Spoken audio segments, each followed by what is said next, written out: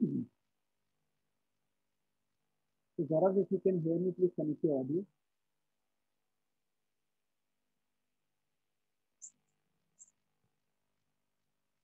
Perfect. I'm able to cannot see your video. Okay, now. Yes. Gaurav, please connect your audio.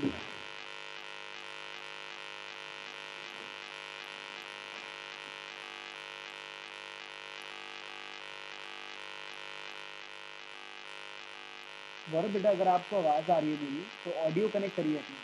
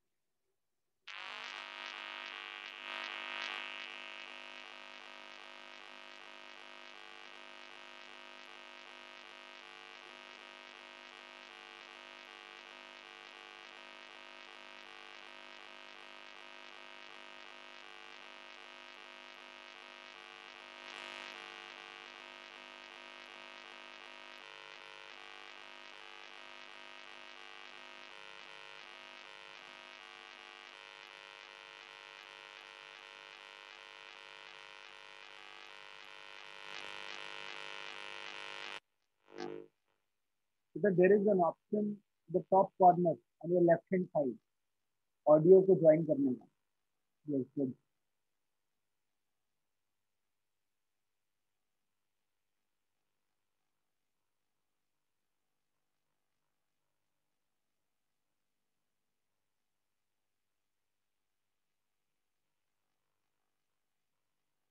Okay. Click on that same button again. उसी button पे बेटा दोबारा click करिए so that आपकी आवाज मुझ तक पहुंच सके।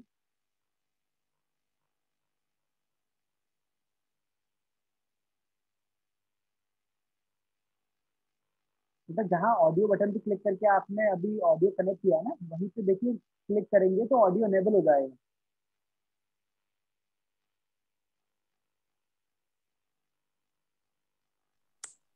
हाँ, Yes, sir. right. Now are you able to listen to me? भाई दूर जाओगे कहाँ से लाइव क्लास। Okay. तो गौरव बेटा, आपके अकॉर्डिंग कोई और स्टूडेंट ज्वाइन करने वाला है या नहीं करने वाला है? Yes, sir. Okay, good. Yes, sir. I can see a student. Wait.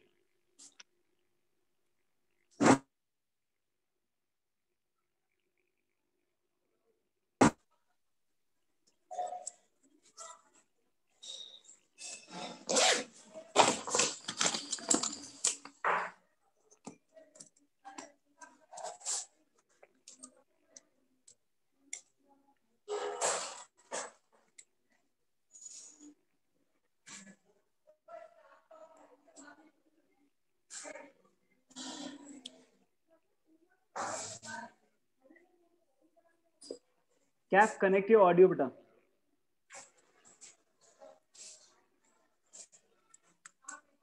Now better. All right.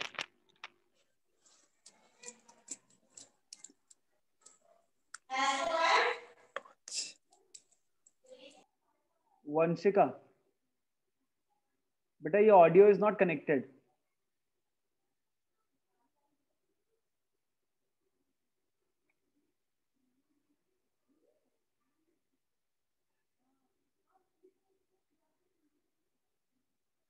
Vanshika, your audio is not connected.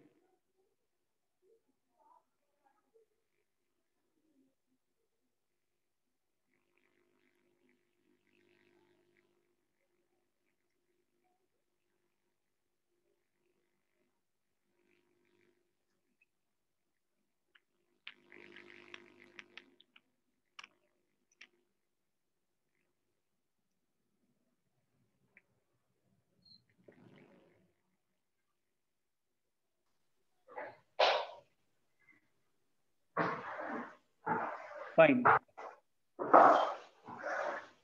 Keep yourself muted. Okay, fine.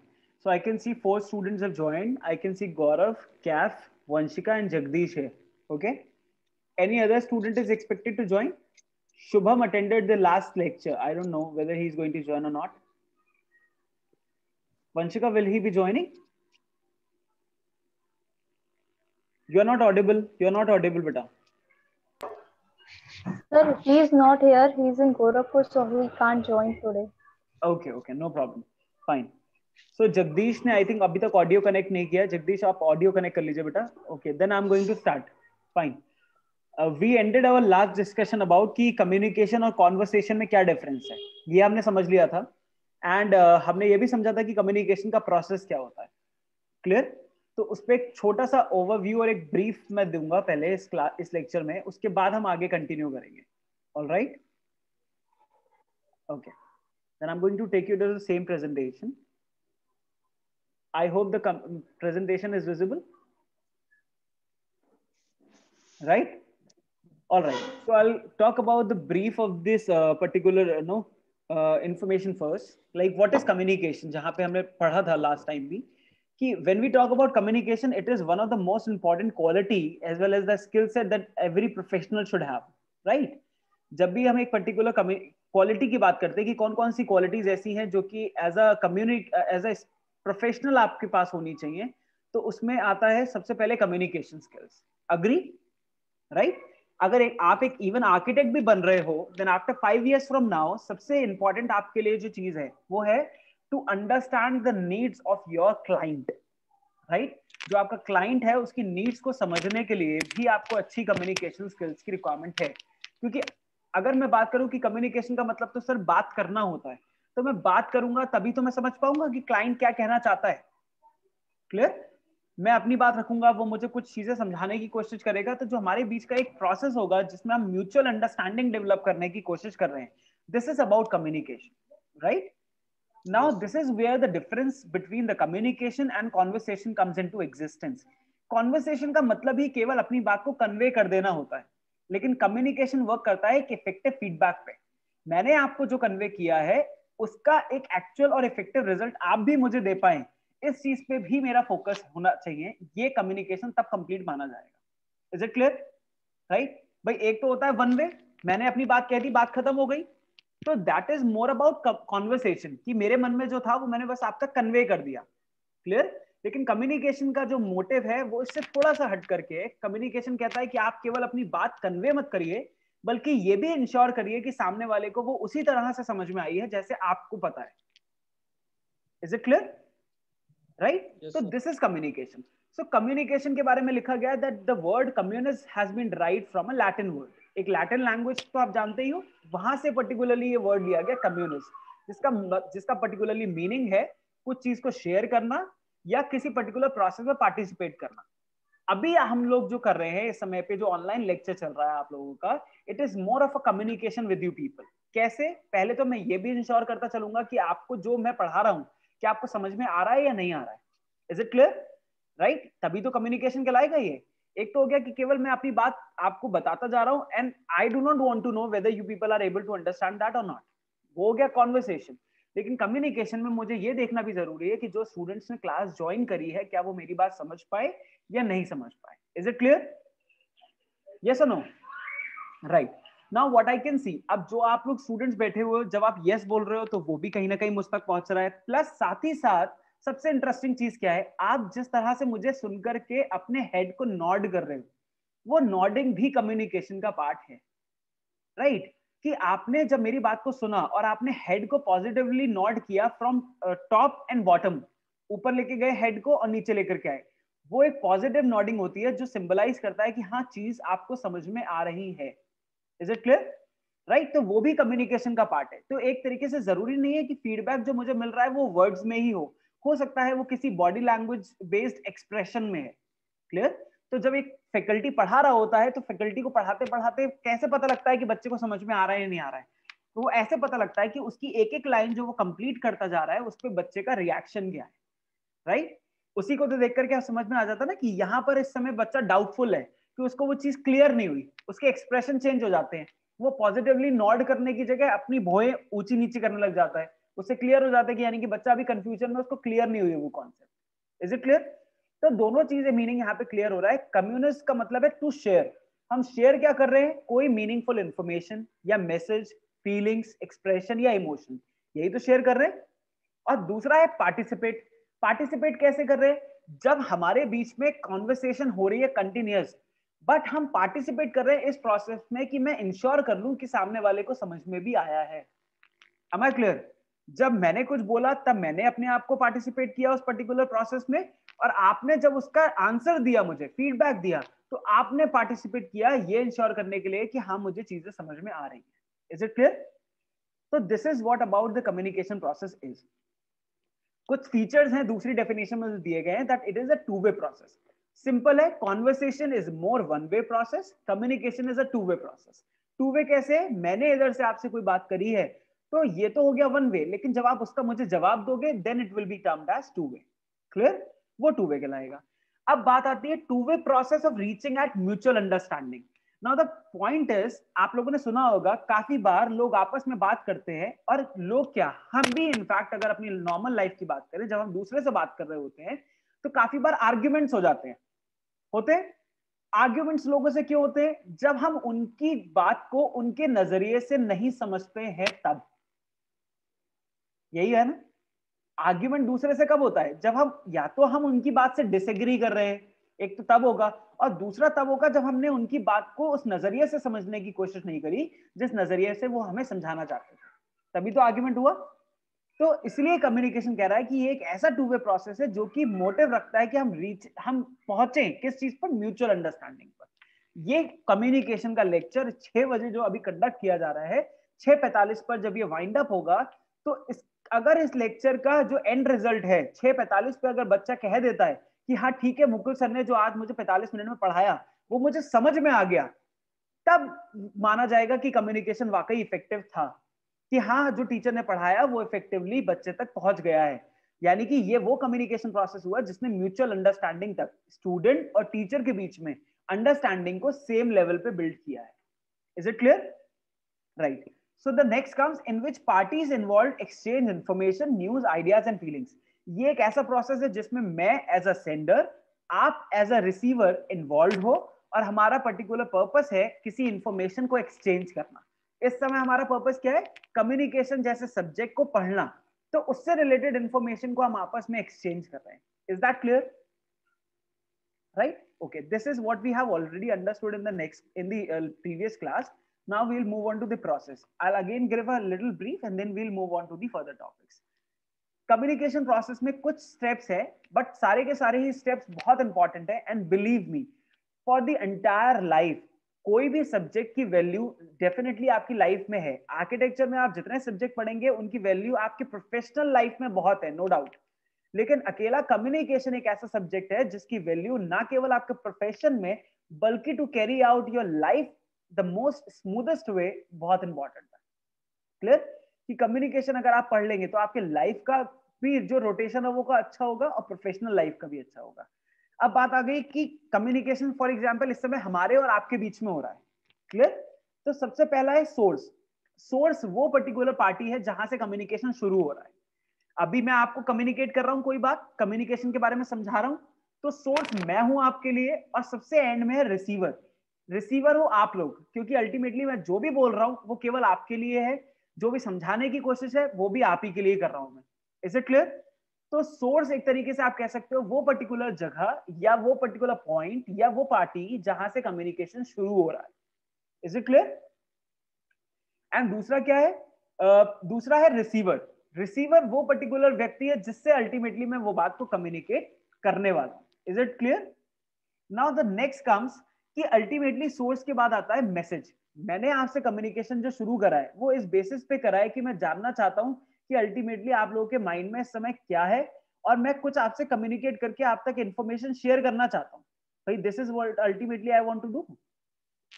अगर मैंने आपसे कम्युनिकेशन करना शुरू किया तो एक तो पॉइंट है मैं सोर्स हूं आपके लिए, बट दूसरा आता है मैसेज। मैं आपसे कनेक्ट हुआ हूं इस समय पे आप तक कोई मैसेज पहुंचाने के लिए।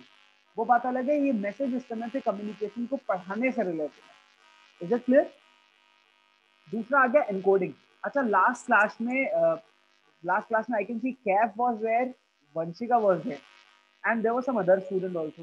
तो एनकोडिंग के बारे में मैंने बताया था कि एनकोडिंग क्या प्रोसेस होता है। कैफ बेटा please on your video and tell me कि एनकोडिंग क्या प्रोसेस है। सर आपकी जो वॉइस वो ब्रेक हो रही है, सर। अभी क्लियर आ रही है? Yes sir. Okay, now tell me कि जो एनकोडिंग का प्रोसेस मैंने लास्ट टाइम क्लियर किया था वो क्या होता है?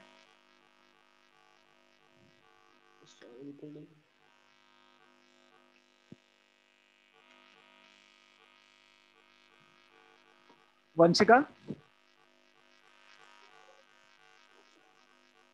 Yes, Vanshika, if you can listen to me, please answer. Yes sir. Sir encoding वो था जो आप कोई मैसेज हमें कन्वे कर रहे हैं तो वो बता रहे हैं। जैसे कि अभी आप पढ़ा रहे हैं तो आप जितना भी कुछ पढ़ा रहे हैं वो आप इनकोड कर रहे हैं हमें। Exactly. Encode in the sense कि हमारे माइंड में जो भी बात है उसको मैं सेंटेंसेस में फ्रेम करके आप तक पहुंचा रहा हूँ, राइट? एक ऑर्डर में फ्रेम करके आप तक पहुंचाने की कोशिश कर रहा हूँ, यानी कि मेरे माइंड में जो कुछ है उसको एक अपनी लैंग्वेज में मैं कन्वर्ट करने की कोशिश कर रहा हूँ। This is about encoding. Is it clear? Right? Encoding क्या है कि मेरे माइंड में जो भी चीजें रॉ फॉर्म में है उसको आप तक पहुंचाने से पहले मैं उनको कन्वर्ट कर रहा हूँ, फॉर्म कर रहा हूँ एक सेंटेंस में, ताकि वो आपको क्लियरली समझ में आए। Is it clear? That is the encoding process. तीसरा आता है चैनल। इस समय हम लोग आपस में जूम के जरिए जुड़े हुए हैं और यहाँ पे दो चीजें काम कर रही हैं, एक तो ओरल कम्युनिकेशन काम कर रहा है और एक काम कर रहा है जूम। तो जूम क्या है? जूम है media. Zoom is a media source, channel जिसके जरिए मेरी आवाज आप तक पहुंच रही है। और दूसरा चैनल क्या है? Oral communication. वो पर्टिकुलर टाइप है कि कौन सा कम्युनिकेशन हमारे बीच में हो रहा है, ओरल कम्युनिकेशन हो रहा है। Is it clear? राइट? अब नेक्स्ट स्टेप आता है डिकोडिंग। ये वो स्टेप आ गया जहां तक मेरी बात आप तक जूम के जरिए पहुंच तो गई है, अब आपके माइंड में कैसे फिट हो रही है। तो आप तक पहुंचने के लिए आप प्रयोग कर रहे हो डिकोडिंग प्रोसेस का। That means now you are using decoding as a process. मैंने इनकोड किया था तो मैंने चीजों को अपनी लैंग्वेज में कन्वर्ट किया था। अब आप समझने के लिए सारी सुनी हुई बातों को डिकोड करोगे, यानी कि अपनी लैंग्वेज में कन्वर्ट करोगे समझने के लिए। Is it clear? भाई अगर पूरे एग्जाम में जब आप लिखने जाओगे तो एज इट इज एक एक लाइन वो नहीं लिख के आ जाओगे जो मुकुल सर ने पढ़ाया। आप वो लिख करके आओगे जो आपको समझ में आया, उसको जिस तरह से आपने अपनी लैंग्वेज में कन्वर्ट कर रखा है वही तो लिख करके आएंगे अल्टीमेटली। तो that is about decoding process. Is it clear? समझ में आ गई थी चीज कि एनकोडिंग यानी कि जो बताने वाला है, जो बोलने वाला व्यक्ति है, जो आपसे बात कर रहा है वो अपनी लैंग्वेज में कन्वर्ट कर रहा है, और डिकोडिंग अगर हम सुन रहे हैं तो हम अपनी लैंग्वेज में कन्वर्ट करके उसको सुन रहे हैं। That is decoding. Is this clear? Right now this was communications process. Last step is very important. अगर हमने लास्ट स्टेप को कंसीडर नहीं किया तो ये कॉन्वर्सेशन कहलाएगा पूरा का पूरा, जितना प्रोसेस अभी हमने डिस्कस किया है। लेकिन जैसे ही लास्ट स्टेप यानी कि रिसीवर जो फीडबैक जनरेट कर रहा है सोर्स के लिए, वो कंप्लीट करता है और वो बनाता है इस प्रोसेस को कम्युनिकेशन। क्योंकि जब तक रिसीवर की तरफ से कोई फीडबैक नहीं है तब तक मैं ये नहीं कह सकता कि अल्टीमेटली मेरा कम्युनिकेशन इफेक्टिव हुआ है। Is it clear? इसकी श्योरिटी मुझे कैसी होगी कि मेरी एनकोडिंग कितनी हद तक ठीक थी। भाई फॉर एग्जांपल मैं कुछ पढ़ाना चाहता हूं आपको, मैंने उसे अपने शब्दों में कन्वर्ट किया, मेरे हिसाब से वो सारी चीजें ठीक है। मुझे उम्मीद भी है कि आपने भी उसे सही हद तक अपने शब्दों में कन्वर्ट करके समझ लिया है। ये मेरा अपना खुद का परसेप्शन है, लेकिन उसकी क्वालिटी चेक कैसे कब हो सकती है? जब मैं आपसे कुछ क्वेश्चन करूं और आप मुझे उसका जवाब भी दे पाओ। Is this clear? Okay, now let's move on to communications barriers. Process तो मैं आपको डिस्कस कर ही चुका हूं अल्टीमेटली, राइट? अब आ जाते हैं कम्युनिकेशन बैरियर पे। अभी तक केवल ये बात हो रही थी कि हम कम्युनिकेशन करते हैं इस पर्पज से कि अल्टीमेटली एक अच्छा और इफेक्टिव फीडबैक जनरेट हो, यही तो होता है, राइट? लेकिन काफी बार आपने ये भी देखा होगा कि जरूरी नहीं है कि जो बंदा जिस तरह से कम्युनिकेट कर रहा है उसको उसका उतना ही इफेक्टिव रिप्लाई भी मिले। तो रीजंस बहुत सारे हो सकते हैं। अच्छा, एक कॉमन सी चीज है, अगर एक क्लास में 60 बच्चे बैठे हैं, राइट? अगर एक क्लास में 60 बच्चे बैठे हैं और टीचर पढ़ा रहा है, तो आपको क्या लगता है क्या सारे 60 के 60 बच्चों का दिमाग क्लास में पढ़ाई में होता है? नहीं होता ना, राइट? दैट मीन्स जरूरी नहीं है कि हर स्टूडेंट उस समय पे बिल्कुल सेम माइंडसेट से बैठा है पढ़ने वाले। हो सकता है उसके माइंड में कुछ और चल रहा है, राइट, जैसे एक छोटी सी पिक्चर है जो इस समय पे आपके सामने आपके मोबाइल स्क्रीन पे आपको दिख रही है, जिसमें टॉपिक लिखा हुआ है कम्युनिकेशन बैरियर, और सामने आप देख पा रहे हो एक मीटिंग चल रही है, जिस मीटिंग में कोई डिस्कशन चल रहा है, बट ये जो सबसे पहले नंबर पे व्यक्ति बैठे हैं, ये राइट ब्लैक कलर के सूट में, इनका माइंड कुछ और ही सोच रहा है। दैट मीन्स कि अगर जब मीटिंग एंड अप होगी तो इनकी तरफ से आप एक इफेक्टिव रिजल्ट एक्सपेक्ट नहीं कर सकते, because he is lost, he is thinking something else. Am I clear? तो वो सारे फैक्टर्स जो कि कम्युनिकेशन प्रोसेस में बाधा डालते हैं, यानी कि प्रॉब्लम क्रिएट करते हैं और इफेक्टिव रिजल्ट जनरेट नहीं होने देते, वो सारे फैक्टर्स कम्युनिकेशन बैरियर कहलाते हैं। Any problem, any confusion now? Confusion तो नहीं है? मेरे कहने का मतलब है, मैं दोबारा रिपीट कर देता हूं, कोई भी ऐसा फैक्टर जो कि कम्युनिकेशन में इफेक्टिव रिजल्ट जनरेट नहीं होने दे रहा है, वो कहीं ना कहीं कम्युनिकेशन बैरियर का काम कर रहा है। अब वो कौन कौन से होते हैं वो समझते हैं एक बार। सबसे पहला आ गया कम्युनिकेशन बैरियर। लाइक पहला है, देखो ये यहां पे डेफिनेशन भी लिखी है ना, रीजन बिहाइंड एन अनइफेक्टिव कम्युनिकेशन। वो सारे रीजंस जो कि अनइफेक्टिव कम्युनिकेशन का कारण है, वो सारे के सारे बैरियर्स हैं। तो अलग अलग टाइप होते हैं, semantic barrier, physical barrier, organisational, emotional, personal, technological and cultural. देखो सबसे इंपॉर्टेंट चीज है आज की डेट में, अगर मैं आपसे कोई बात कर रहा हूं, अभी बीच बीच में होता है ना, कैफ ने बोला सर आपकी आवाज ब्रेक हो रही है, बीच में आपकी आवाज ठीक नहीं आ रही है, राइट, या ऑनलाइन मोड के जरिए आप तक आवाज क्लियर पहुंच नहीं पा रही है, तो अल्टीमेटली प्रॉब्लम क्या आई? प्रॉब्लम ये आई है कि मैं आप तक जो बताने की कोशिश कर रहा हूं वो एक ऑनलाइन मोड के जरिए आपसे जुड़ा हुआ है, यही तो बात है। और ऑनलाइन मोड में अगर टेक्निकली कोई प्रॉब्लम आ रही है, देखो इंटरनेट की क्वालिटी, सिग्नल्स की quality is something that we can not control. Is it clear? हम तो केवल यूजर है ना इंटरनेट के, हम उसकी क्वालिटी को मैनेज थोड़ी ना कर पाएंगे, ना ही कोऑर्डिनेट कर सकते हैं। तो अगर मेरी बात इंटरनेट की वजह से डिस्टर्ब हो रही है और आप तक पहुंच रही है आधी अधूरी बात, तो यानी कि कहीं ना कहीं इंटरनेट या टेक्नोलॉजी एक बैरियर बन रही है हमारे बीच में, एक अनइफेक्टिव कम्युनिकेशन का, एक इफेक्टिव कम्युनिकेशन का ultimately. Is it clear? Right, अब हम एक एक करके सारे के सारे बैरियर्स को डिस्कस करते हैं, then we will move on to the another topic. सबसे पहले आता है सिमेंटिक बैरियर्स। ना देखो आपको क्लियर हो जाएगा कि सिमेंटिक का दूसरा नाम होता है लैंग्वेज बैरियर। हमारा आपस में कोई भी डिस्कशन चल रहा है तो एक ना एक लैंग्वेज यूज हो रही है ना, राइट? मैं आपसे हिंदी में भी बात कर रहा हूं, मैं आपसे इंग्लिश में भी बात कर रहा हूं, राइट? और हो सकता है अगर जरूरत पड़े तो हम अलग अलग लैंग्वेजेस में भी डिस्कशन करें। अब फॉर एग्जाम्पल मुझे एकदम से एक टास्क दे दिया जाए कि आपको तमिल के स्टूडेंट्स को पढ़ाना है, तमिलनाडु के, ऑल सडन मुझे तमिलनाडु में एक लेक्चर लेना है और उसका कंटेंट जो भी है, जो जिस तरह से मैं पढ़ाता हूं वैसे ही पढ़ाना है। अब मेरे हिसाब से मैं तो हिंदी बोलता हूं, मैं हिंदी में मैंने पढ़ा दिया, अदरवाइज मैं इंग्लिश यूज करता हूं, मैं इंग्लिश में पढ़ा दूंगा। अब 1% ये तमिल के वो स्टूडेंट्स है जो इंग्लिश को कंफर्टेबल नहीं फील करते और उन्हें तमिल जो तमिलियन लैंग्वेज है उसी में समझ में आता है। तो क्या लगता है आपको, do you think that there will be an effective communication between me and those Tamil Nadu students? Not at all. Reason भी क्योंकि उनके लिए लैंग्वेज वो प्रयोग करना बहुत जरूरी है जो उनके हिसाब से उन्हें समझ में आती हो, नॉट ओनली दैट लैंग्वेज जिसमें मैं कंफर्टेबल हूं बोल करके समझाने के लिए। Is it clear? Right, and that is the only reason कि समटाइम कोई फैकल्टी अगर पढ़ा रहा होता है और कंटिन्यूअस अगर वो इंग्लिश का प्रयोग करे तो कुछ स्टूडेंट्स के लिए अंडरस्टैंडिंग इतनी स्पेसिफिक, इतनी क्वालिटी नहीं होती इंग्लिश में कि वो हर चीज को ग्रैब कर पाए। तभी तो लैंग्वेज बैरियर बनता है कि चीजों तो शायद हो सकता है बहुत अच्छे से समझाई हो फैकल्टी ने, बट जस्ट बिकॉज वो लैंग्वेज मुझे इतनी इफेक्टिव समझ में नहीं आती है, इसलिए मुझे वो चीज समझ में नहीं आई। Is it clear? राइट। अच्छा, अब एक और छोटी सी चीज देखो, मैं आपको इसका दूसरा एग्जाम्पल भी दे देता हूँ। मुझे हमेशा, या हमने बहुत टाइम से सुना है, बचपन से सुना है कि एक शब्द होता है बर्न, BURN, जिसका मतलब होता है किसी को जलाना। यही तो होता है, किसी चीज को जला देना, बर्न दैट, उसको जला दो, यही तो होता है इसका मतलब। यस और नो?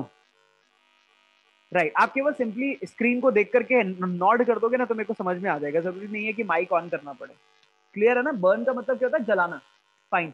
अब एग्जाम्पल ये है कि एक बॉस ने अपने एम्प्लॉय को इंस्ट्रक्शन दिया, go to my cabin, open the drawer, take the important documents and burn them.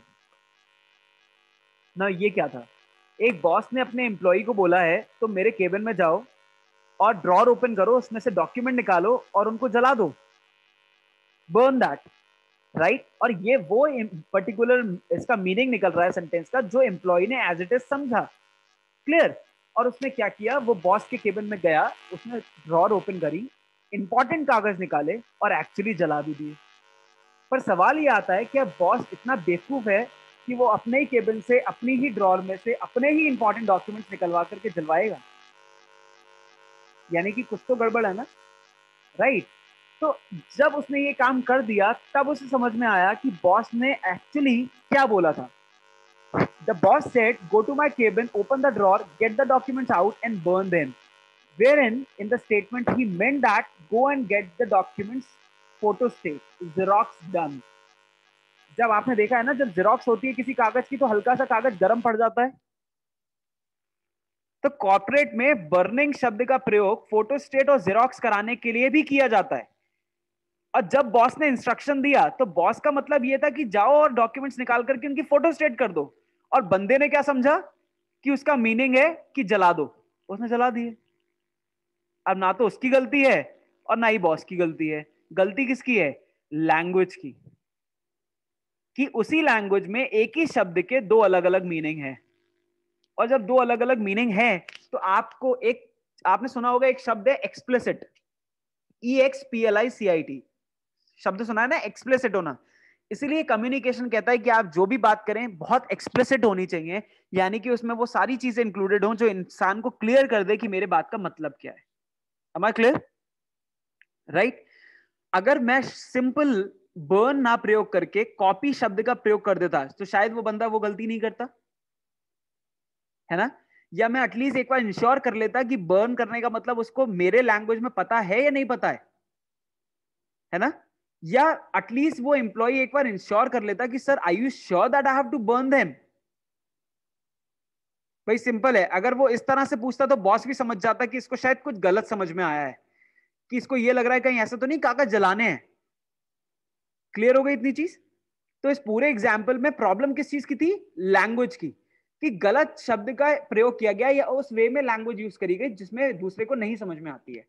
अब इसके सब टाइप्स हैं। पहला है लैंग्वेज प्रॉब्लम्स, भाई मैं इंग्लिश बोल रहा हूं, दूसरा फ्रेंच समझता है, दिक्कत है। पुअर वोकैबुलरी, पुअर वोकैबुलरी इस तरह से कर सकते हो आप, मैंने आपसे कोई पर्टिकुलर बात कही, उसमें एक शब्द का प्रयोग हुआ, उस शब्द का मतलब आपको नहीं पता है, तो मेरी तरफ से तो मैंने अपनी इंफॉर्मेशन कन्वे करी है, लेकिन आपको इसलिए समझ में नहीं आया क्योंकि आपको इस स्पेसिफिक शब्द का मतलब नहीं पता है। Is it clear? राइट। अब नेक्स्ट आता है पुअर नॉलेज ऑफ ग्रामर। अब पॉइंट ये है कि इंग्लिश, केवल ग्रामर का मतलब ये नहीं है कि केवल इंग्लिश से रिलेटेड है, हो सकता है हिंदी से भी रिलेटेड है। ग्रामर तो हिंदी में भी होती है ना, हिंदी पार्ट 2 जिसको बोलते हैं, हिंदी में व्याकरण होती थी, that is also grammar, right. तो पॉइंट आता है पुअर नॉलेज ऑफ ग्रामर। मैं आपसे कुछ कम्युनिकेट कर रहा हूं लेकिन मुझे यही नहीं पता है कि सेंटेंस को फ्रेम कैसे करना है। भाई इनिशियली बच्चे इंग्लिश कम्युनिकेशन जब बोलना शुरू करते हैं तो इंग्लिश में गलतियां होती है ना बहुत सारी। वो गलतियां कब होती हैं? जब मुझे प्रॉपर नॉलेज नहीं है कि किस सेंटेंस को कैसे फ्रेम करना है और फॉर्म करना है। Am I clear? समझ में आ रही है इतनी चीज? I hope I am audible to you people. Yes, am I Audible?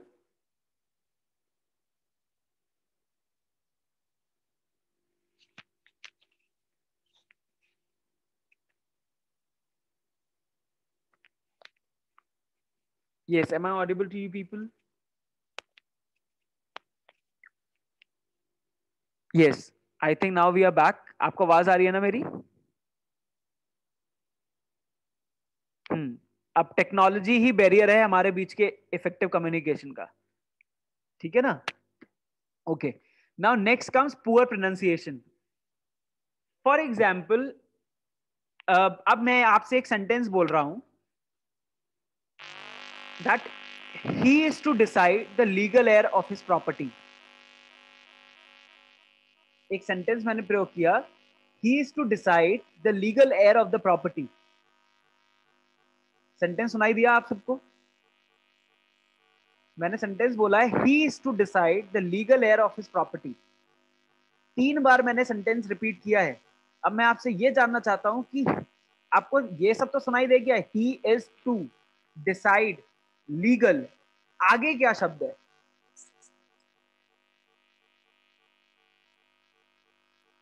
एक प्रोनाउंसिएशन आ रहा है एयर,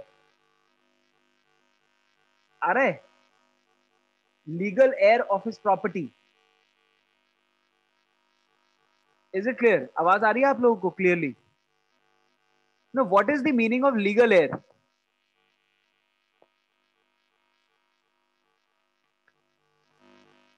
एनीवन?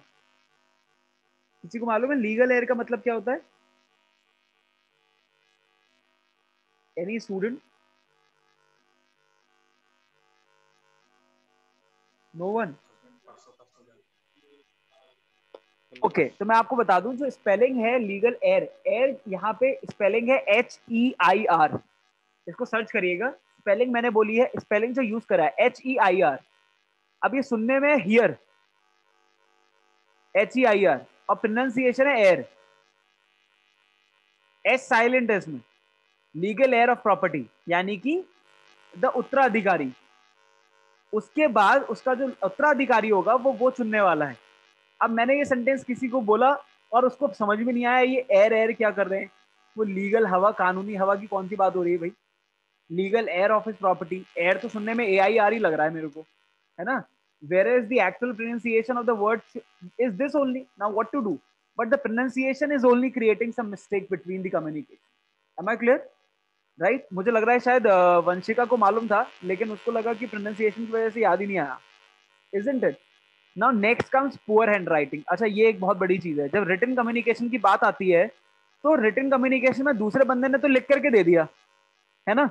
पता लगा एम्प्लॉय ने एक बहुत अच्छा सा इफेक्टिव सा एक एप्लीकेशन लेटर लिखा to request the management to look his performance and give him some increment, है ना? एज एन एम्प्लॉय उसने बहुत अच्छा सा एक एप्लीकेशन लेटर लिखा ये अपने मैनेजमेंट से रिक्वेस्ट करने के लिए कि सर प्लीज मेरी परफॉर्मेंस को रिव्यू करिए पिछले 1 साल की और मुझे कुछ सैलरी में इंक्रीमेंट कर दीजिए। लेकिन हो सकता है लैंग्वेज बहुत अच्छी थी, कंटेंट भी बहुत अच्छा था, ग्रामर भी सब सही यूज करी थी, लेकिन हैंडराइटिंग ऐसी थी कि कुछ समझ में ही नहीं आया। तो ना तो इंक्रीमेंट हुआ ना डिक्रीमेंट हुआ, ऊपर से एक इमेज और डाउन हो गई कि भाई पता नहीं कि ये फालतू के लेटर लिख करके लेके आते रहते हैं। Is it clear? या एग्जाम में आप लिख करके बहुत कुछ आते हो लेकिन एग्जामिनर से मार्क्स पूरे नहीं मिलते काफी बार। तो उस पीछे होता है ना, काफी बार टीचर्स कहते हैं कि बेटा आप अच्छे से लिखो, the handwriting should be neat and clean so that दूसरा बंदा भी उसको क्लियरली पढ़ सके, तभी तो कम्युनिकेशन प्रॉपर हो पाएगा। अगर रिटन कम्युनिकेशन चल रहा है प्रॉपरली तो। Is it clear? Okay, now next comes physical barrier. अब एक अपने आप में इंपॉर्टेंट चीज है नॉइस। अब नॉइस यहाँ पे 2 तरीके की है, देखो, एक एसेंशियल एलिमेंट भी है और एक बैरियर भी है। अगर मैं इस समय आपसे बात कर रहा हूं तो जब तक बोल रहा हूं मेरी आवाज आप तक आ रही है तभी तक तो कम्युनिकेशन पॉसिबल है। तो इस जगह तो नॉइस एक एसेंशियल एलिमेंट है कि अगर कम्युनिकेशन हो रहा है और अगर आवाज ही नहीं आएगी दूसरे बंदे की तो कम्युनिकेशन हो ही नहीं पाएगा, राइट? तो ये तो एसेंशियल एलिमेंट हो गया। लेकिन अब दूसरा क्या है, मैं यहाँ आपको पढ़ाने की कोशिश कर रहा हूँ, आपके आसपास और भी बहुत सारी चीजें चल रही हैं जो आपको शायद नॉइस क्रिएट कर रही होंगी और शायद डिस्टर्ब हो रहा होगा समझने में मेरी बात को, राइट? तो वो जो एक्स्ट्रा नॉइस आपके आसपास बिलोंगिंग से आ रही है वो एक्स्ट्रा नॉइस एक बैरियर है। Is it clear? राइट? जो आपको कंफ्यूज कर रहा है, कॉन्सेंट्रेट नहीं करने दे रहा चीजों को समझने में। दूसरा आता है पुअर टाइमिंग। अब फॉर एग्जाम्पल इस समय पे देखो, टाइमिंग का यहाँ पे कॉन्सेप्ट क्या है। टाइमिंग ये नहीं है कि 4 बजे या 2 बजे या 5 बजे। पॉइंट ये है, हमारे जो स्टूडेंट्स, ये जितने आप 5 लोग मुझे सुन रहे हो सकता है आप लोग पढ़ने के लिए तैयार हो, सिंसियर हो, सीरियस हो, चीजों को सुनना चाहते हो, आपने ज्वाइन कर लिया लेक्चर। लेकिन पॉइंट ये आता है, एक बच्चा 10 बजे कॉलेज गया था, 4 बजे घर वापस आ रहा है, he is already very tired, वो ऑलरेडी बहुत थक चुका है। और अब शाम के 6 बजे कोई टीचर कह रहा है कि बेटा अब आपको एक क्लास और अटेंड करनी है। वो बेचारा वैसे ही थका हुआ, तो मैंने उसको और परेशान कर दिया 6 बजे लेक्चर को बोल करके, है ना? वो बात अलग है कि मुकुल सर जिस तरह से पढ़ाएंगे उसमें हंसी आती रहेगी तो थोड़ा सा रिलैक्स फील होता रहेगा, है ना? ये तो मैं अपनी तारीफ कर रहा हूँ, दैट्स अ डिफरेंट केस, ठीक है? Otherwise what I want to say is कि रियलिटी यही है कि आप लोग बड़े थके हुए थे और उस थके हुए समय पर मैंने आपको बोला कि लेक्चर अटेंड कर लो। अब बेचारे नए नए बच्चे हैं, फर्स्ट ईयर में आए हैं, मना कर नहीं सकते, पता है कंप्लेन चली जाएगी ऊपर कि बच्चों को लेक्चर के लिए बोला था, किसी ने ज्वाइन नहीं किया, है ना? सब हंस रहे हैं देखो बैठ करके। तो पॉइंट ये आता है कि ऐसे समय पे मैंने बच्चों को पढ़ाने की कोशिश करी जिस समय पे बच्चे का माइंडसेट एक्चुअली उस पोजीशन में नहीं है कि वो चीजों को ग्रास्प कर पाए, है ना। तो इसी वजह से कम्युनिकेशन अनइफेक्टिव हुआ। मुकुल सर ने पूरी मेहनत कर ली कि बच्चे को समझ में आ जाए कंटेंट, लेकिन बच्चा उस स्थिति, उस समय में नहीं था, कंडीशन में नहीं था कि उस चीज को वो समझ पाए, तो कम्युनिकेशन अनइफेक्टिव हुआ। तो poor timing is also a physical barrier. Is it clear? अच्छा, एक इसका दूसरा बड़ा फनी सा एग्जाम्पल है भाई। फॉर एग्जाम्पल आप आर्किटेक्ट बन गए, है ना, और आपने क्लाइंट से उसकी नीड समझनी थी, आपने उसको कॉल कर दिया 11:30 बजे रात के कि सर थोड़ा समझना चाह रहा था सर कि मतलब आप क्या चाह रहे हैं, क्या किस टाइप का प्रोजेक्ट चाह रहे हैं। वो कहेगा आपको 11:30 बजे ही बचा है समझने के लिए, दिन का आपको कोई समय नहीं है ना। अल्टीमेटली अब आप कितना ही इफेक्टिव आर्किटेक्ट हैं, कितना ही अच्छा काम आप करके देना चाहते थे, आप बड़े डेडिकेटेड थे कि लाओ मैं अपने क्लाइंट से पूछ करके पता कर लूं भैया वो आप सर क्या चाह रहे हो, बिल्कुल वैसे ही बना के दूंगा, लेकिन सारी कम्युनिकेशन खराब हो गई क्योंकि आपने गलत समय पे पूछ लिया, है ना। अच्छा, मुझे इसका एक बड़ा फनी सा एग्जाम्पल याद आता है। अगर आपने धमाल मूवी देखी है ना, तो धमाल मूवी में वो बंदा पेंटिंग लेकर के उस समय बेचने पहुंचता है जिस समय पे उसके घर में किसी की मौत हो चुकी होती है और बेचारा लेके जाने वाला होता है, और कहता है आप पेंटिंग खरीद लीजिए। आप पेंटिंग तो छोड़िए, उस समय पे उसके संग क्या हो सकता था वो उसको भी नहीं मालूम है ना। नेक्स्ट आता है डिस्टेंस। अब बात आ रही है डिस्टेंस की। देखो डिस्टेंस फिजिकल बैरियर कैसे। फॉर एग्जाम्पल दो लोगों को आमने सामने ही खड़े होकर के बात करनी है ना। अब लेकिन दो लोगों को जब आमने सामने खड़े होकर के बात कर रहे हैं तो उनके बीच में क्या डिस्टेंस है वो भी मैटर करता है कि अल्टीमेटली मैं किस लेवल पर आपसे बात इफेक्टिव होकर के कर पाऊंगा, है ना। अगर मैं आमने सामने खड़ा हूं तो एक लिमिटेड डिस्टेंस तक की तो बात ठीक हो सकती है, उसके बाद तो नहीं हो पाएगी। अच्छा, यहां डिस्टेंस के दो मीनिंग है। एक तो फिजिकल डिस्टेंस कि फेस टू फेस जो लोग खड़े हैं उनके बीच में कितना डिस्टेंस है, और दूसरा डिस्टेंस आता है इन टर्म्स ऑफ कि मेरे और आपके बीच में जो एक बॉन्डिंग है उसका डिस्टेंस क्या है, उसका गैप क्या है, राइट। वो भी इस चीज का रीजन बनता है कि मैं आपसे कितना फ्रैंक होकर के कम्युनिकेट कर सकता हूं और आप किस लेवल पे मुझे समझने के लिए रेडी हो। Is it clear? But physical barrier की जब हम स्पेसिफिकली बात करें तो ये केवल उसी डिस्टेंस को टारगेट करता है जो अगर अगर एक क्लास है, फॉर एग्जांपल एक क्लास में 500 बच्चे बैठे हैं, राइट, और मैं केवल डायरेक्टली बोल करके बात कर रहा हूं, तो हो सकता है स्टार्टिंग की जो 25 रो हैं या 30 लाइंस हैं जिसमें बच्चे बैठे हैं उन तक तो आवाज जा रही है, लेकिन जो लास्ट की बेंचेस है वहां तक आवाज ही नहीं जा रही क्योंकि हमारे और उसके बीच में डिस्टेंस ज्यादा हो गया। तो क्या वो प्रॉपर्ली सुन पाएगा? नहीं सुन पाएगा। तो their distance becomes the another barrier. Now last is inadequate or overload of information. Now the point is Mukul sir 6 बजे पढ़ाना शुरू कर रहे हैं, 6:45 तक पढ़ा रहे हैं, लिमिटेड कंटेंट पढ़ा रहे हैं, बच्चा बहुत आराम से सुन रहा है, हंस रहा है, स्माइल कर रहा है, किसी चीज पे सीरियस हो रहा है, सुन लिया, सब ठीक है। अब यही देखो इसमें तो अभी मैं आपको बताऊं छोटा सा एक बैरियर मुझे दिखा है अभी अभी। एक स्टूडेंट मेरे सामने एडेड है, क्या नाम है इन स्टूडेंट का, I am trying to figure out his name. This in black color jacket, what is your name beta? It's you, like this one. हाँ, फोर जिसने अभी फिंगर्स को शो किया ना, what is your name? क्या नाम है आपका? नाम बेटा सुनाई नहीं दे रहा मुझे, ऑडियो कनेक्ट करिए। ऑडियो कनेक्टेड नहीं है आपका। गौरव पटेल सर। गौरव राइट। यस तो देखो मैं अभी क्या नोटिस कर रहा था, मैं अभी कुछ बता रहा हूँ आपको, एकदम से गौरव ने ना हल्का सा यॉन किया, तो मतलब अल्टीमेटली इसको नींद आ रही है थोड़ी थोड़ी गौरव को। तो अगर मैं कितना भी अच्छे से पढ़ाने की कोशिश कर लूं, देखो अब इसको हंसी आई, इसने अपने आप को तुरंत वीडियो से साइड कर लिया कि सर को दिख ना जाऊं मैं ऐसा करते हुए, लेकिन हल्का इसने बहुत दबाने की कोशिश करी थी, his yawning should not be visible कि इसको नींद सी आ रही है, लेकिन बेचारा छुपा नहीं पाया और बहुत हल्का सा मैंने क्लोजली ऑब्जर्व कर लिया कि बच्चे को नींद आ रही है। इसका मतलब क्या है, अगर कंटेंट आधे घंटे का है, 45 मिनट का है, समझ में आती है, लेकिन यही लेक्चर अभी मैं 12 बजे तक कंटिन्यू कर दूं तो हो सकता है बच्चे वीडियो में ही मुझे सोते हुए नजर आ जाए। क्यों? क्योंकि इतना ओवरलोड अगर मैं पढ़ा दूंगा तो ना ही आप ग्रास्प कर पाओगे और ना ही उसको पढ़ाने का कोई फायदा रहेगा, क्योंकि जितना कम हमने एक लिमिटेड टाइम पीरियड पे, किसी भी लेक्चर का टाइमिंग 1 घंटे से ज्यादा मुझे लगता नहीं है कि रखना चाहिए। क्यों? क्योंकि सामने बैठा हुआ ऑडियंस सबकी अलग अलग कैपेबिलिटी है। हो सकता है मैं 4 घंटे तक का भी कंटेंट सुन सकता हूं, हो सकता है नहीं सुन सकता। अच्छा, दूसरी चीज है समय पे भी तो डिपेंड करता है ना। आप मुझे सुबह 10 बजे बिल्कुल फ्रेश माइंड से जब मैं कॉलेज आया हूं तो आप 4 घंटे बिठा लो, लेकिन जब मैं 10 से 4 बजे पहुंच गया और अब आप मेरे से कह रहे हो कि 6 बजे एक ऑनलाइन लेक्चर अटेंड कर लो, अब मन तो नहीं है लेकिन कल अगर डांट नहीं खानी है तो फिर अटेंड कर लो lecture. This is the only option available, no. Okay, अब बात आ रही है नेक्स्ट बैरियर की, विच इज ऑर्गेनाइजेशनल बैरियर। अब हम उस पॉइंट ऑफ व्यू से बात कर लेते हैं कि कल को आपकी जॉब लग जाती है और आप एक ऑर्गेनाइजेशन में हो, तो वहां क्या क्या प्रॉब्लम हो सकती है जिसकी वजह से एक इफेक्टिव कम्युनिकेशन नहीं होता। पहला पॉइंट है ऑर्गेनाइजेशनल रूल्स एंड रेगुलेशन। भाई फॉर एग्जांपल हम आमने सामने एक केबिन में जरूर बैठते हैं, लेकिन कंपनी का रूल है कि आप लोग आपस में ज्यादा कम्युनिकेशन नहीं करेंगे। पॉलिसी है उनकी कि सीनियर एम्प्लॉय जूनियर एम्प्लॉय से ज्यादा बात नहीं करेगा, या आपस में आपको ज्यादा कम्युनिकेशन में टाइम वेस्ट नहीं करना है। आप बेटर है, आपको जो जो काम दिया गया आप केवल उसमें दिमाग लगाइए, आपको ज्यादा एक दूसरे से बात करते हुए नहीं दिखने चाहिए। क्लियर? तो ये ऑर्गेनाइजेशन का रूल ही तो होगा जिसकी वजह से ना ही मैं आपसे प्रॉपर्ली बात कर पाऊंगा, और प्लस मेरे माइंड में हमेशा ये चलता रहेगा कि पता नहीं यार सामने वाला व्यक्ति कैसा है कैसा नहीं है। Is it clear? या कल को अगर 1% हमें कंपनी ने कोई काम ज्वाइंट दे भी दिया है, ग्रुप में दे भी दिया है, लेकिन कभी हमारी बात ही नहीं हुई इससे पहले, तो क्या हम इफेक्टिवली एक दूसरे से कोऑर्डिनेट कर पाएंगे उस केस में? Okay, next comes hierarchical relationship. अब फॉर एग्जांपल आप नए नए थे, मैं आपके आर्किटेक्ट फर्म के हिसाब से तो नहीं बात करूंगा क्योंकि जरूरी नहीं है कि आप अपना वेंचर स्टार्ट करो या जॉब करो जाकर के।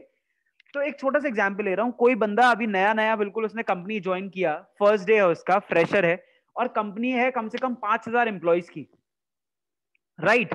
अच्छा, मैनेजमेंट बहुत स्ट्रिक्ट है और ऑलरेडी काफी वाइड है, 5,000 लोगों को चेक कर रहा है, 5,000 लोगों से काम करा रहा है। तो जो सीईओ है, राइट, कंपनी का, फॉर एग्जाम्पल किसी बंदे ने, फ्रेशर ने ज्वाइन किया गूगल को, और गूगल में सुंदर पिचाई है सीईओ। गूगल इतनी बड़ी फर्म है, आपको लगता है कि जो बंदा फ्रेशर है उसने जिस दिन ज्वाइन किया उस दिन उसके लिए पहले ही दिन पे बहुत इजी होगा सुंदर पिचाई से एकदम फेस टू फेस जाकर के डायरेक्टली कांटेक्ट करना और बात कर लेना? या वो उतना फ्रैंक होकर के अपनी बात को कम्युनिकेट कर पाएगा? It may not be easy, reason being उसे पता नहीं है कि सुंदर पिचाई एक्चुअली बिहेवियर में कैसे है। जब तक मैं बात नहीं कर लूंगा, मैं कंफर्टेबल, अब मैं ये नहीं चेक कर लूंगा ठीक है मैं इस व्यक्ति से बहुत फ्रैंक होकर के बात कर सकता हूँ, कोई दिक्कत नहीं है, तब तक मेरा कम्युनिकेशन इफेक्टिव नहीं हो पाएगा। तो जो यहाँ पे प्रॉब्लम आई है वो प्रॉब्लम आई है हायरार्किकल रिलेशनशिप की। ऑर्गेनाइजेशन स्ट्रक्चर के हिसाब से मैं बिल्कुल सबसे स्टार्टिंग लेवल पर आया हूँ, बॉटम लेवल मैनेजमेंट में, और हायरार्की के हिसाब से आप सबसे ऊपर टॉप पोजीशन पे बैठे हो। तो शायद मुझे आपसे एज अ जूनियर होने के नाते थोड़ा डर है कि यार मैं अच्छा काम कर पाऊंगा या नहीं कर पाऊंगा, कहीं ऐसा ना हो आपको एकदम से मेरी बात का कोई बुरा लग जाए। तो उन चीजों को सोच करके मैंने आपसे बहुत संभलते हुए बात करने की कोशिश करी, और शायद इसी वजह से मैं अपनी बात को आपको खुल के नहीं कह पाया। So this is hierarchical relationship. Am I clear? कि इस वजह से हमारे बीच में सही से बात नहीं हुई। भाई इसका छोटा सा एग्जाम्पल अगर आपको सुनना है ना, तो आपकी फैमिली में एग्जिस्ट करता है। जब आप छोटे होते हो ना घर में, तो जरूरी नहीं है कि हर बात, जब छोटा बच्चा होता है घर में तो उसकी एकदम से हिम्मत कर जाए कि पापा से बहुत अच्छे से बात कर ही लेनी है, पता नहीं ना पापा नेक्स्ट मोमेंट में क्या कह देंगे। तो ऑर्गेनाइजेशन की हायरार्की जैसे होती है कि एक जूनियर सीनियर है, वैसे घर में भी हायरार्की है। अगर बात करनी है तो पहले बड़े भाई या बहन को बताओ, अगर नहीं है तो फिर सीधे मम्मी को बताओ, मम्मी के बाद पापा पे जाओ।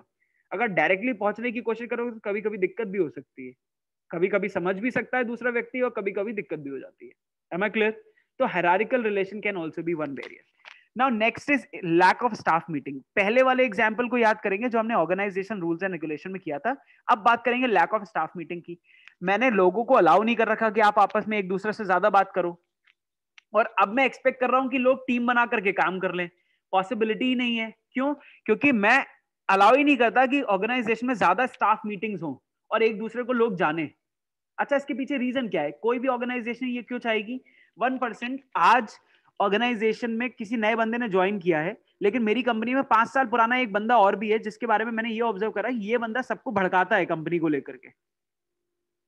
ये बंदा कंपनी के बारे में, कंपनी की जितनी वीकनेसेस हैं, लूप होल्स हैं, ड्रॉबैक्स हैं, उसके बारे में फ्रेशर्स को बता देता है पहले से, और कहता है कि भैया यहाँ काम मत करना, यहाँ ग्रोथ नहीं है। इसीलिए ऑर्गेनाइजेशन नहीं चाहती कि जल्दी जल्दी लोग आए और जॉब छोड़ के जाएं। इसलिए ऑर्गेनाइजेशन मना कर रखा है कि आपस में आप लोग ज्यादा कम्युनिकेशन नहीं करेंगे। तो एक जगह तो सही भी है कि ठीक है ऐसा कुछ नहीं होगा कि नया बंदा छोड़ के जाएगा, लेकिन एक जगह गलत भी है। कल को अगर मैं चाहूंगा कि वो टीम और ग्रुप में काम कर ले तो कर ही नहीं पाएंगे, क्योंकि उनको एक दूसरे के बारे में नॉलेज ही नहीं है। Is it clear? And last is poor choice of channel.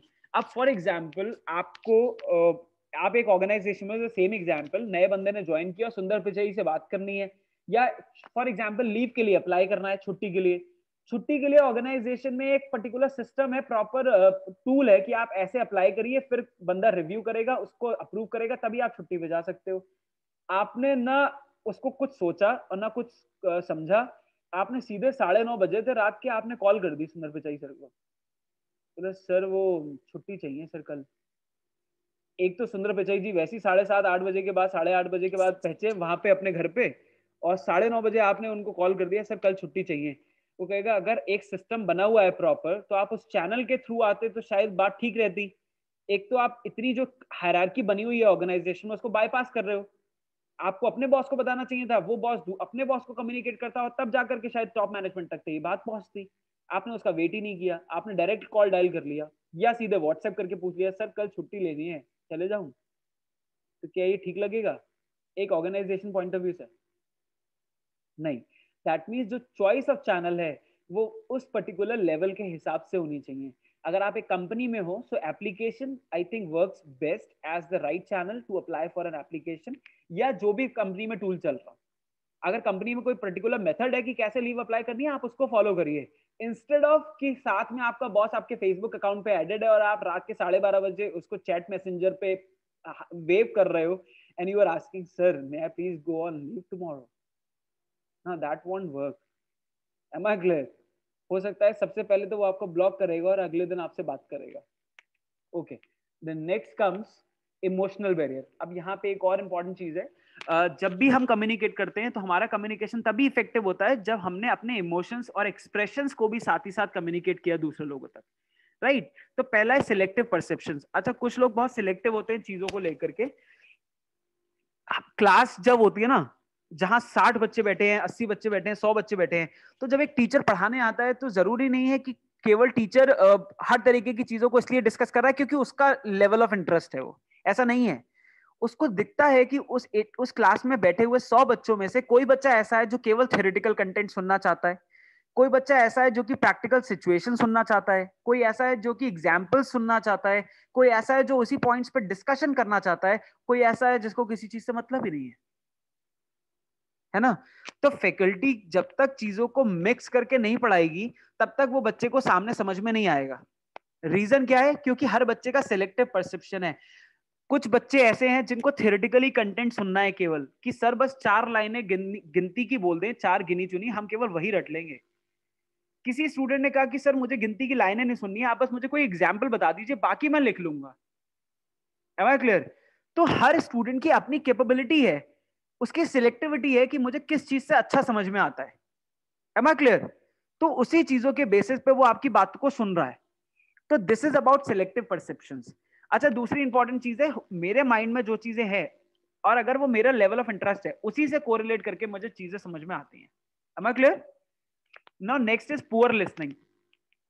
मैं चीजों को ओवरहेयर करता हूं, लोगों के बोलने से पहले बात का कंक्लूजन ड्रॉ कर लेता हूं, राइट? या किसी ने अपनी बात कंप्लीट नहीं करी है उसका जवाब देने लग जाता हूं। तो यानी कि मैं चीजों को सही से सुनना ही नहीं चाहता। अगर मेरी लिसनिंग स्किल्स अच्छी नहीं है, जैसे आप इसके पीछे दो पर्टिकुलर पॉइंट्स हैं जो आपको कंसीडर करने होंगे। एक तो पुअर लिसनिंग का क्या मतलब है, दूसरे बंदे को सुनने में कितना मेरा लेवल ऑफ इंटरेस्ट है, वो बताएगा कि कितना इफेक्टिवली मैं उस चीज का जवाब दे सकता हूँ। और दूसरा है कि आज की डेट में जैसे अगर आप बीइंग एन इंडियन अगर किसी ब्रिटिशर को सुनोगे तो मेरी लिसनिंग स्किल्स कितनी अच्छी हैं उसी से तो पता लगेगा कि सामने वाला क्या बोलने की कोशिश कर रहा है। Am I clear? For example अभी मुकुल सर बिल्कुल जो पढ़ा रहे हैं that is an Indian tone, the way an Indian speaks. But in case if one person, if I start talking to you and telling it to people the way as a British speaks, or maybe they try to tell you some content, maybe it will become a little problem for you people to understand some content. Now what will happen? Indian context में चल रहा था, चीज समझ में आ रही थी, लेकिन जैसे ही वो ब्रिटिशर फॉर्म में गया मेरी लिसनिंग स्किल ने काम करना बंद कर दिया। फिर मेरे को तो इंडियन समझ में आता है। आई do not know how British talks and speaks. Clear? यानी कि एक ब्रिटिशर कैसे बोलता है उसके लिए मेरी लिसनिंग स्किल अभी डेवलप ही नहीं हुई है। क्लियर? तो दो तरीके की चीजें हैं, एक तो मेरा लेवल ऑफ इंटरेस्ट क्या है उसके हिसाब से मैं चीजें सुन रहा हूं, और प्लस मेरी सिलेक्टिविटी पे डिपेंड करता है मैं किस लेवल तक की चीजें समझ पाता हूं। Is it clear? Now next comes egotism. अच्छा, चीजें आप कितना भी अच्छे से समझाने की कोशिश कर लो पर्सनल लाइफ में भी, इनफैक्ट सामने वाला आपको उसी लेवल पे समझेगा जितना वो आपको एंटरटेन कर सकता है। आजकल बच्चों के व्हाट्सएप स्टेटस अगर आप बहुत ध्यान से देखे जाते हैं तो उसमें किसी जगह लिखा होता है put your attitude in your pocket, और I have enough of the attitude, my behaviour depends on the way you treat my personality. of my personality is something that you cannot handle. ऐसे ऐसे statuses मिलेंगे, आप समझो, यानी कि आज की डेट में छोटे छोटे बच्चे भी इनफैक्ट जो 6th स्टैंडर्ड में 7th स्टैंडर्ड में, उनके लिए उनकी ईगो कितनी बड़ी है कि मतलब अगर आप मेरे से अच्छे से नहीं बात करते तो मैं भी आपसे बात नहीं करूंगा। यानी कि मेरे और आपके कम्युनिकेशन के बीच में जो चीज आ रही है वो ईगो ही तो है। और ईगो इनो जैसी है, बिल्कुल कैसी है? इनो जैसी। इनो काम बना देता है 6 सेकंड में, ईगो बिगाड़ देती है 6 सेकंड में। कि अगर ठीक है आपकी ईगो है मेरी ईगो है, हम बात ही नहीं करेंगे आपस में। क्लियर? तो जिसके हिसाब जो ईगो है कहीं ना कहीं वो एक बीच में काफी बड़ा बैरियर बनता है। और लास्ट आता है इमोशंस। जरूरी नहीं है कि हर बंदा इतना फ्रैंक है, इतना ओपन माइंडेड है कि वो अपनी चीजों को, अपनी बातों को बहुत ओपनली किसी के सामने प्रेजेंट कर पाए। The emotions matters the most of the time. Clear? Okay, I think okay, there are 3 more types of barriers. I guess it is already 6:50 and I can see that you people may not like to have an overload of content. The rest can be discussed in the next class otherwise so I would have discussed in the personal barrier also. You want me to discuss about the personal barrier or you want me to discuss them in the next class? In today's class or the next class? Should Sir, I if you want to, you can. Are you sure? Yes, sir. अच्छा, किसी student ने अपने मन में बोला होगा क्या कर रही है? अभी नहीं, बाद में। अच्छा चलो ठीक है, चलो अच्छी बात है। ओके, मैं केवल एक काम करते हैं, पर्सनल बैरियर और कवर कर लेता हूँ, बाकी हम नेक्स्ट क्लास में कर लेंगे। ओके ठीक है। पर्सनल बैरियर्स में देखो 2 चीजें हैं। जब मैं आपस में एक दूसरे से कम्युनिकेट कर रहा हूँ, फॉर एग्जांपल हम आपस में एक दूसरे से कम्युनिकेट कर रहे हैं, तो 2 चीजें है ना, दोनों पार्टी हैं। तो me being a superior may have different reasons जो मेरे कम्युनिकेशन को अफेक्ट करेंगे, and you people being my subordinate may have different reason. How come?